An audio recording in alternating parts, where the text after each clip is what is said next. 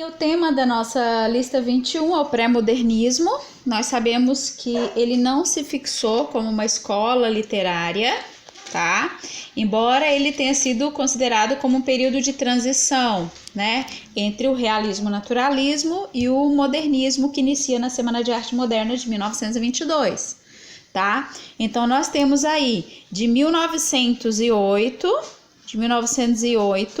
a 1922, porque em 1922 começa o modernismo, esse período de transição é conhecido como pré-modernismo. Quem são os seus grandes autores, né? Nós temos o Monteiro Lobato, nós temos também o Euclides da Cunha e o Graça Aranha. Bom, tanto Monteiro Lobato quanto Euclides da Cunha, eles estavam preocupados principalmente com a realidade social, né? Eles estavam preocupados com a realidade social, com as dificuldades encontradas no interior, né, do país. Então aqui a gente tem o Monteiro Lobato com o livro Urupês, né?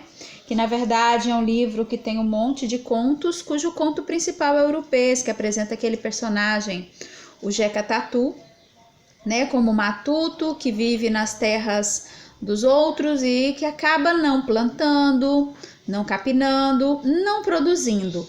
Ele vive como se fosse uma espécie de fungo, por isso o nome Urupês, tá? Bom, mas conta a realidade justamente dessa população. Aí nós temos Euclides da Cunha, né, com o livro Os Sertões, que marcou justamente a Guerra de Canudos, Antônio Conselheiro, né, toda aquela luta. Nós sabemos que Euclides da Cunha foi lá, em loco, ao povoado de Canudos, para descrever a terra, o homem, que é o sertanejo, e a luta propriamente dita, né?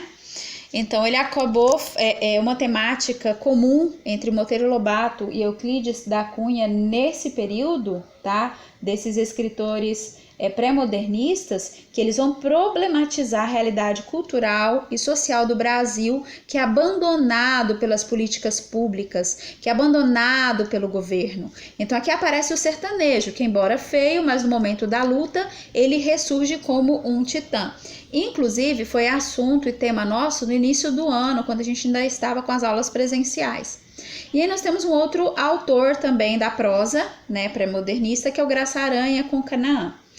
Vamos lembrar, Canaã já não problematiza a questão social, ele mostra pra gente a questão da imigração.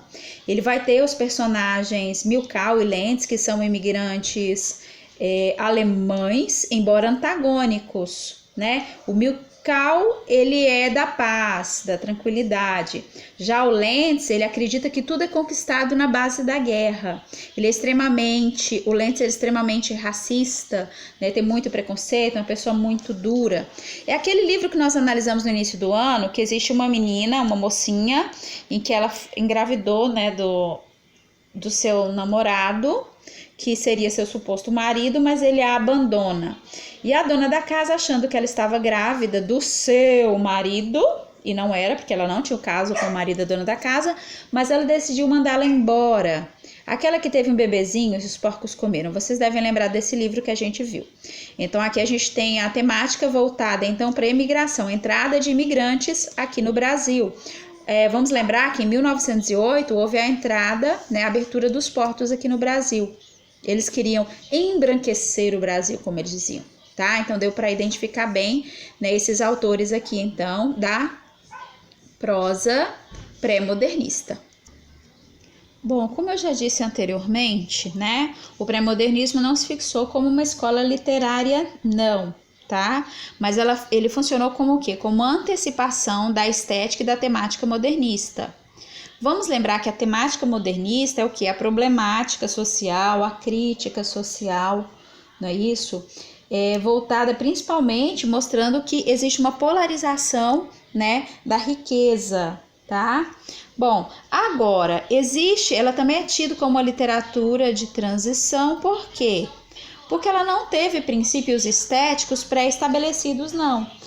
né, ele está fazendo o quê? Uma transição. Então vocês vão perceber nos poemas desse período, principalmente de Augusto dos Anjos, tá? Embora o linguajar do Augusto dos Anjos seja de péssimo gosto, não sei se vocês lembram, nós estudamos o poema dele no início do ano, ele falava de verme, né, de coisas sombrias, de coisas nojentas. Embora a linguagem que ele se utilize, porque ele não enxergava a humanidade como uma coisa boa, ele vai primar por aquelas regras da preferência pelo soneto, né, a utilização da contagem de sílabas poéticas. Então ele vai obedecer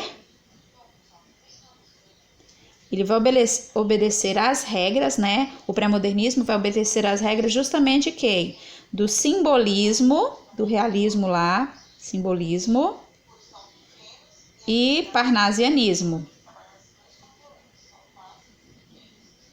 Então, a utilização, né, e organização de rimas, por exemplo, aquelas interpoladas, emparelhadas que nós estudamos, a preferência pelo soneto e a utilização de sílabas poéticas. Então, embora a linguagem seja totalmente diferente, a escolha dos vocábulos seja totalmente impertinente à questão da poesia, né, as regras da produção do poema, do texto escrito em versos, eles vão, no pré-modernismo, ainda obedecer.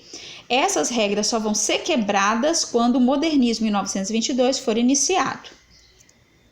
Uma outra característica também já da literatura, da prosa pré-modernista, é a valorização da língua como ela é falada, tá? Como ela é falada pela maioria das pessoas. Então, o Monteiro Lobato, quando ele vai falar do matuto, tá? Ele vai tentar reproduzir a fala do matuto na fala do matuto, não na fala do narrador. No narrador ele vai usar a variante padrão, tá? Agora, quando ele vai reproduzir a fala do matuto, tá? Do Jeca Tatu propriamente dito, ele reproduz exatamente como o Jeca fala, assim como Euclides da Cunha também. Quer dizer, enquanto é a voz do narrador, vai utilizar a variante padrão formal, certo?